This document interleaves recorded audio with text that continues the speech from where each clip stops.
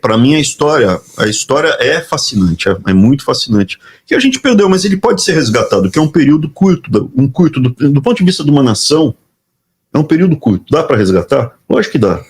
Mas tem que ser diferente, com outras pessoas de outra forma. O Moro vai fazer isso? Não vai. Eu conheci o Moro. O Moro, ele tá preocupado enquanto ele vai ganhar, se o ticket não sei o que, é uma pessoa ligada em coisas pequenas. Não sei não, viu? O livrinho que tava na mão dele no dia que ele foi conversar com o Bolsonaro, as 10 medidas contra a corrupção, rapaz, aquilo ali é 100% de totalitarismo. A menina que era chefe de gabinete dele não era ligada pessoalmente ao pessoal do desarmamento, como é o nome da menina? Todos os regulamentos que ele meteu a mão tinham dispositivos desarmamentistas. Vamos lá. Que tinham sido bancados um monte de fundação. Como era daquela fundação que o Vilas Boas era ligado de uma desarmamentista? Você me pegou, eu não me expressei direito. Eu respeito o meu inimigo, a gente estava conversando isso no carro, tanto o meu inimigo quanto o meu aliado, se ele tiver fibra e comportamento moral. Pode ter um cara que está aqui do meu lado, é um cachorro, um cão sarnento, um sabujo. E tá do seu lado, agora. Está do meu lado. E pode ter um cara que eu respeito, que é meu inimigo. Mas está no campo oposto. E passa 15 minutos para recolher os corpos, 15 minutos. Tem a sua palavra? Tem a minha palavra. Cara, o Moro não tem pegada. Não tem o quê? Pegada. Você acha que o Dirceu, quando ele chegou lá a primeira vez, ele estava preocupado quanto era a diária que ele ia receber da passagem? Quando ele desembarcou a primeira vez, quanto é que eu vou ganhar? Quanto é o meu salário? Como é que eu consigo a minha passagem? Não, ele é a coisa mais barata que existe. Cara, Ele ele chegou lá babando, vamos resolver, vamos liquidar. Então, eu era o secretário executivo que estava recebendo, porque tem um governo de transição. Então, entre o final de um governo e o começo do outro, existe um governo de transição. Pro dia do primeiro está tudo rodando. O governo de transição começa no dia 1º de novembro. Existe um ministro-chefe que toca o governo de transição, que era o Onix, e existe o executivo dele, o secretário que executa todo o plano de transição, que era eu. Eu estava fundindo os ministérios, vendo eu recebi os ministros, falava, aqui vai ser o seu lugar, aqui está a tua equipe, lá na área de transição, montando a lei que tinha reduzido lá para, inicialmente eram 16 ministérios, depois foi subindo, né? Foi subindo. Mas eu estava lá para receber. Então eu recebi o Moro quando ele chegou lá. Imagina o seguinte, pô, você tá lá eu me sentia na Távola Redonda, agora vai chegar o Lancelotti aqui, cara, pô, agora vai chegar... Mas você tinha relatório de inteligência antes das pessoas que chegavam lá? Que relatório de inteligência? A BIM é uma piada, cara, de mau gosto. Mas não precisa ser da BIM, tem inteligência de polícia, tem inteligência de forças armadas, cara, hoje em dia todos esses órgãos aí tem... Cara, existe os arapongas, não existe inteligência. Existem alguns arapongas que fazem um trabalho... ou melhor ou pior. Qualquer órgão policial tem uma parte que sim, ou não? Sim, a inteligência de São Paulo, da Polícia de São Paulo é forte. Mas dentro da inteligência existem grupos que fazem inteligência. Lógico.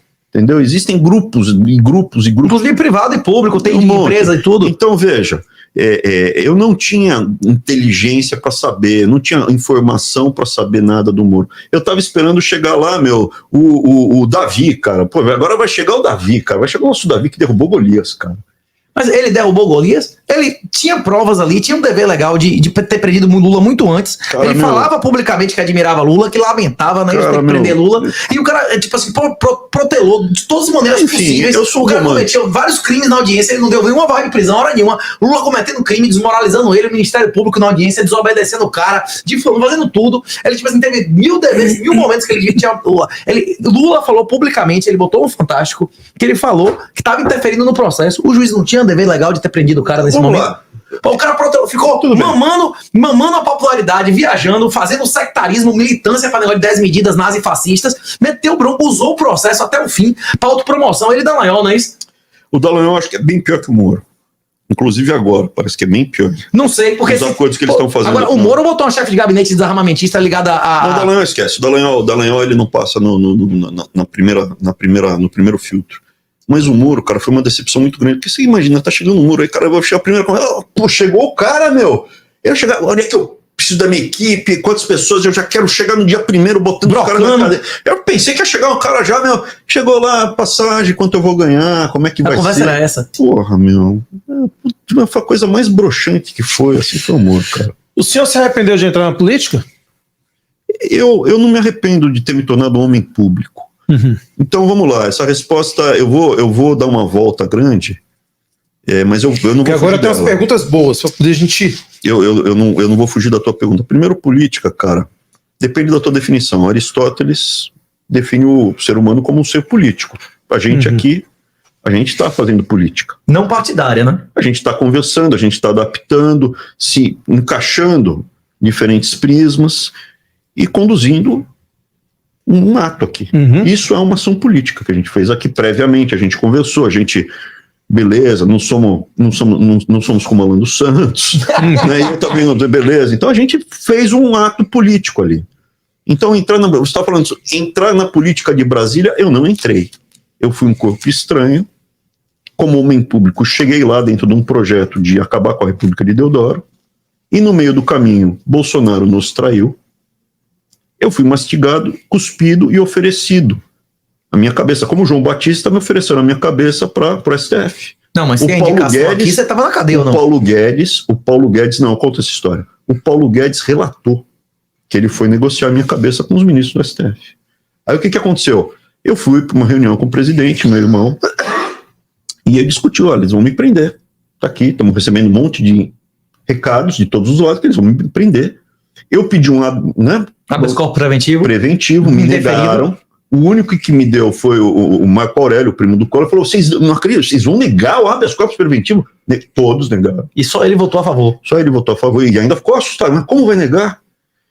E aí o que aconteceu? Vai negar porque vão prender. Eu tive uma outra reunião horrorosa com o Bolsonaro e todos os ministros. Ali ficou claro que eles iam entregar minha cabeça bonito. Eu falei, não. Falei com o Ernesto Araújo, a quem eu admiro, gosto dele, mesmo ele está um pouco mais distante, porque ele não é todo mundo que aguenta a chuva do bolsonarismo, mas respeito ele ajudou muito. E eu fui conversar com eu marquei para conversar com 2 embaixadores para pedir asilo.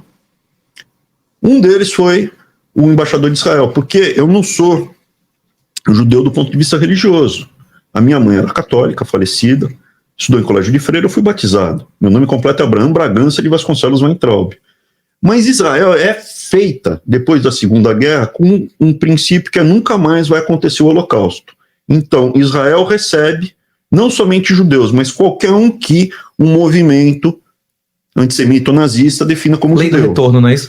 Que é o seguinte, para matar na Alemanha nazista, um avô judeu matava. Então, se você tiver um avô judeu, você tem direito a retornar a Israel. Eu tenho 2.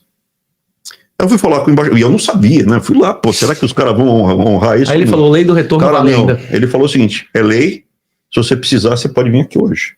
E não é favor, não. Não é favor, não. Mostrou o quarto. Isso não é favor, não. Mostrou o quarto. Falou, é aqui. Aí eu voltei pro Palácio Quarto e falou, presidente, já falamos com o embaixador de Israel, falou que tá ok, não vou mais ser preso, eu tô indo pra lá, tal. Vou despachar, inclusive, de lá. Não, a hora que pegar, porque eles estavam dando sinal, vamos prender. Vou. E daí... Mas eles queriam te prender por você ter feito algo? Cara, meu... Por falar algo? E vem cá, velho. Você não tá acompanhando notícia do Brasil, não? Na hora que você for no Brasil, eu tô você vai querendo descobrir. entender. No dia que você for no Brasil, Eu tô você vai querendo ver. entender. Você vai ver em primeira pessoa. Porque a única coisa que eu vi assim, que foi bem polêmico mesmo, que eu posso dizer, foi a reunião. Foi por causa daquela reunião? Entendi. É importante, sua pergunta não é boba. Sua pergunta é muito profunda. E eu não estou aqui para puxar o saco, não é esse meu perfil. É uma mensagem importante. O topo dessa república imunda, o topo dessa imundície toda, esses caras, eles morrem de medo que um dia a população fale assim, chega, acabou. Não quero mais, não aceito mais. Estava pronto para acontecer. Eu andava em Brasília naquele desembarque, a cara de pavor que eles tinham, o medo que eles tinham que o Bolsonaro fizesse metade do que ele tinha prometido. 10%, né? Por isso que a Weber entrega uma Constituição para ele. Ali foi outro sinal horroroso. Ele tinha que falar assim, eu já tenho uma, eu acho melhor a senhora ler. Quem não está cumprindo a Constituição são vocês. Ali, porque o Flavião já estava, entendeu? Então, o que acontece? Essa pergunta é muito pertinente. Quando vaza aquela reunião, eu não sabia que estava sendo gravada, assim como depois, de novo, o Bolsonaro fez uma reunião, falou para os ministros que não estava sendo gravado e soltou de novo, falando, né? O que era um cara? Eu estava quieto. Eu estava quieto no meu canto. Eu já estava muito chateado com o que eu estava vendo. Ali você já tinha quanto tempo de governo? Eu já estava com o Bolsonaro há 3 anos e tralalá. Não, dentro do governo. Dentro do governo ali foi em março, abril, sei lá, o governo tinha começado na transição, novembro, dezembro, março, abril, janeiro, fevereiro, março, sei lá, 1 ano e meio. Entendi. Se você contar a transição, né? Uhum. E aí o que você viu ali? O cara estava quieto. Do meu lado estava o Tarcisão ali, fazendo bons negócios. E eu estava cabisbaixo, porque eu estava vendo o que estava acontecendo. Estava entrando um monte de gente do Centrão, ainda não tinha entrado nenhum, mas eles estavam trazendo aqueles milico, Paulo Guedes, queria trazer os caras do Centrão. E a gente tentando segurar tal, o Moro, com todos os defeitos, estava saindo, e o Moro representava o combate à corrupção, e eu ali.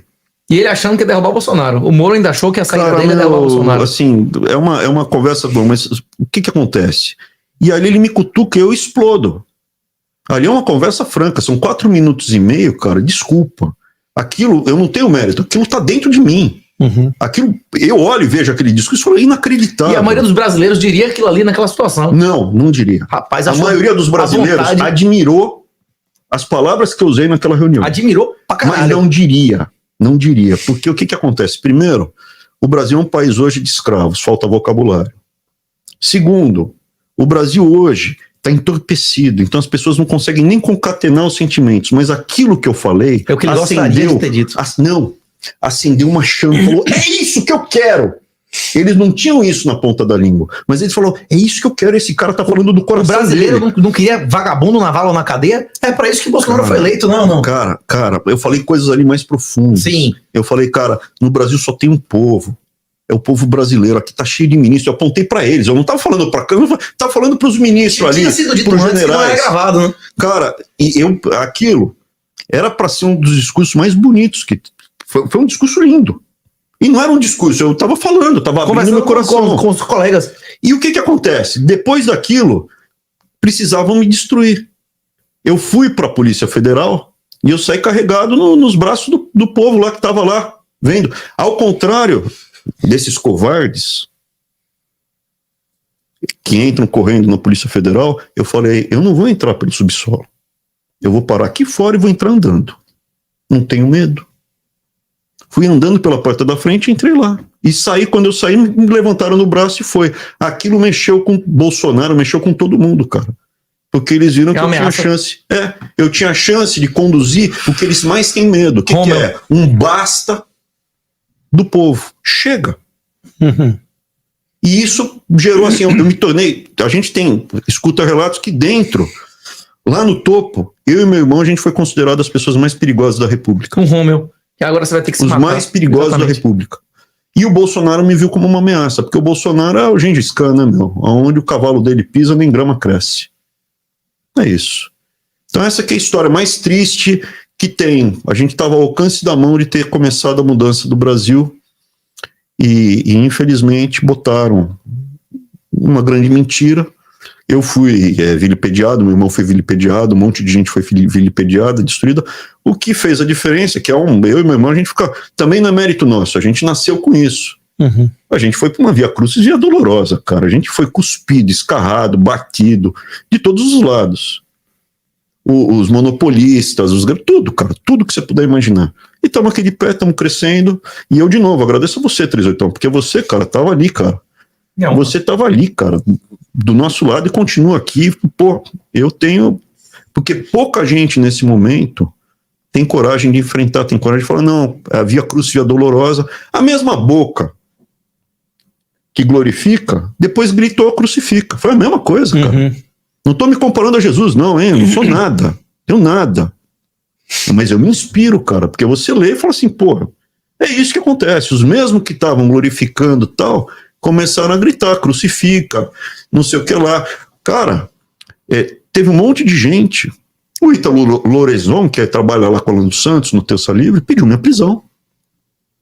Falou, vem pro Brasil. Aonde foi que... Quando eu voltei pro Brasil, eu falei, Mas não. ele publicamente disse que você tinha que ser Escreveu preso? um e-mail, quem procura acha. Eu não lembro exatamente como, mas foi. Ele pediu pra Ele e-mail falou, pra você quem? vai voltar pra cá? Não, se manifestou publicamente, né? Dizendo que você deveria ser preso ou que você Vem pra seria? cá, vai ser preso, tem que ser preso, você tá procurando isso. É tipo, eu não lembro exatamente das Se for preso, tá pedindo? É, quem procura acha. Quem procura acha não tem que voltar, não pode voltar. Por que eu não posso voltar? O país é meu, sou brasileiro, meus ancestrais estão enterrados Não no tem Brasil. ordem de prisão ainda. Cara, tudo isso é uma ameaça grande, porque o bolsonarismo é uma grande mentira. Uma grande mentira, uma grande farsa.